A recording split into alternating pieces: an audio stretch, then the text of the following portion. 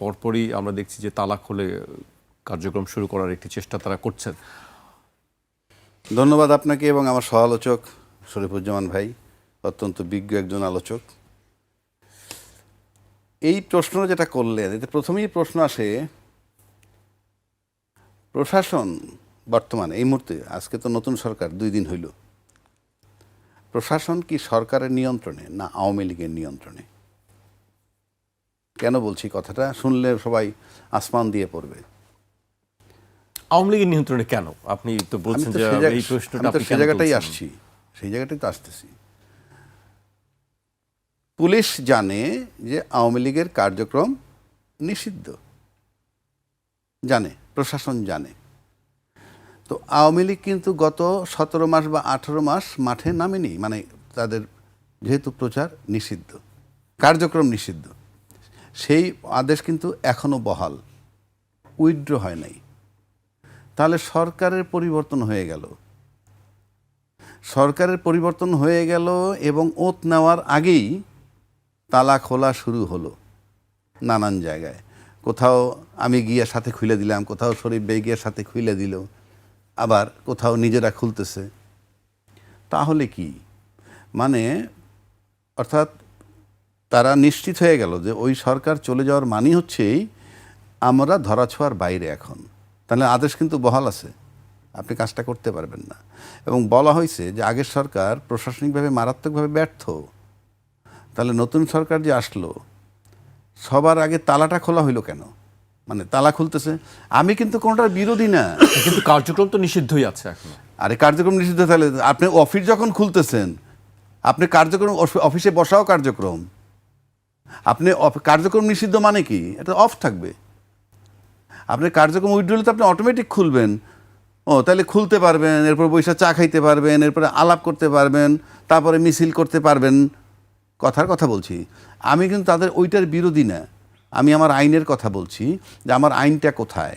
মানে নির্বাচিত সরকার আসলেই যে আইনটা কার্যকর হয়ে যাবে বা তারা বেশি, প্রশাসন বেশি ইফেক্টিভ হবে, সেটা আমি দেখতেছি না।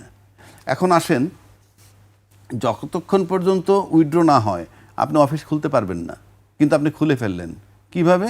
যে সরকার আসছে, সরকার আসার পর যদি তার এরকমভাবে সরকার আমাদের ফেভারেবল এবং প্রশাসন আমাদের কিছু বলবে না, এই দুইয়ের সমন্বয় পাইছে বলে এটা খুলতেছে, তা নাহলে খোলে কীভাবে? আপনি, এটা সিম্পল বিষয়।